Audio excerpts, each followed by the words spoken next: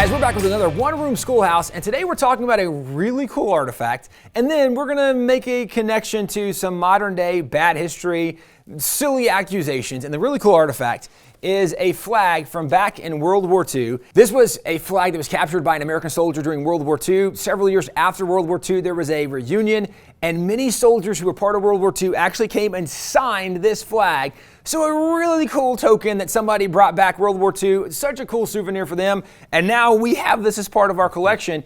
The reason I think it's interesting looking back historically is one of the things that we see a lot today is that people on one political side that don't like somebody on the other political side want to call them Nazis, not really knowing historically who the Nazis were and what they did. Or we often hear sometimes that people will say, well, President Trump is just like Hitler, which is utterly ridiculous if you know who Hitler was and what he did. That's not who President Trump is. It's not what he does. One of the areas where this accusation recently came to the forefront was President Trump had an executive order where he said he wanted school kids to learn more about patriotic things, about why America is a good nation. And people flipped out, said that dude's just like Hitler, because that's what Hitler did, the Hitler Youth and the nationalism of Hitler.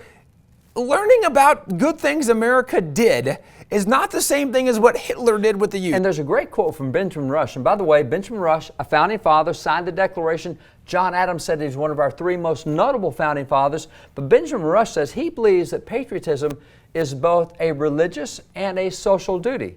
And he said that because when you're in a country, you tend to love the country you're in, and God has put you there. And if you consider that a religious duty, when you love your country, you want the best for your country. And when you want the best for your country, you want the best for the people in your country.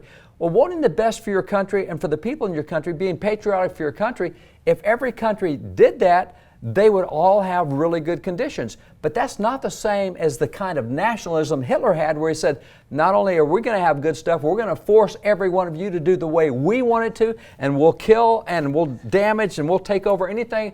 That's a whole different thing from patriotism. That is not patriotism. If you don't look like what you should look like, if you're not part of the group you should be part of, then you're excluded from all of the benefits or whatever the case might be. That's not what Trump is saying at all. And here's what's crazy about this is today, most kids in American education today, they do learn more negative things about America than positive things about America. And it's one thing if we looked at our nation and said, well, actually, we've got a lot of problems and we need to address these problems. We should address problems.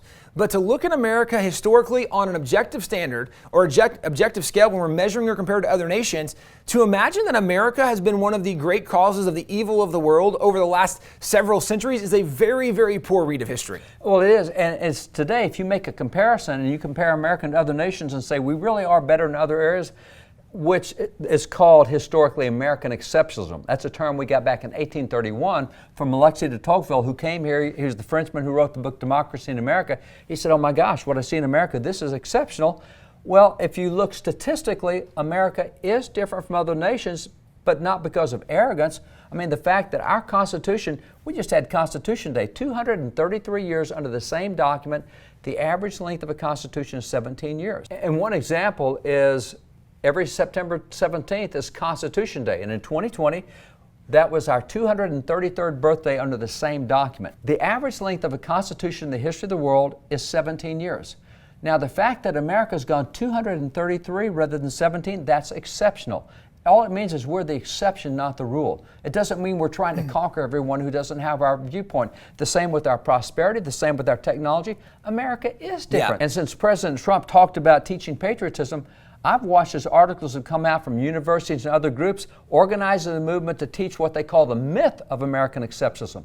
It is not a myth. It's statistical. We are different from other nations, and teaching that and teaching why and trying to preserve that for our people, that's not a bad thing. No, and the reality is no matter what nation you live in, you should want your nation to do better and be better. And if there's problems in the nation, you should want to help resolve those problems in the nation, but you want to resolve it to make the nation better. You don't want to burn the nation down, to start over from scratch. You don't want to destroy people and their property, their lives. That's right. This is where the irony is. So often people that are calling somebody else a Nazi are the people whose behavior is actually more reflective of the Nazis than the people they're accusing.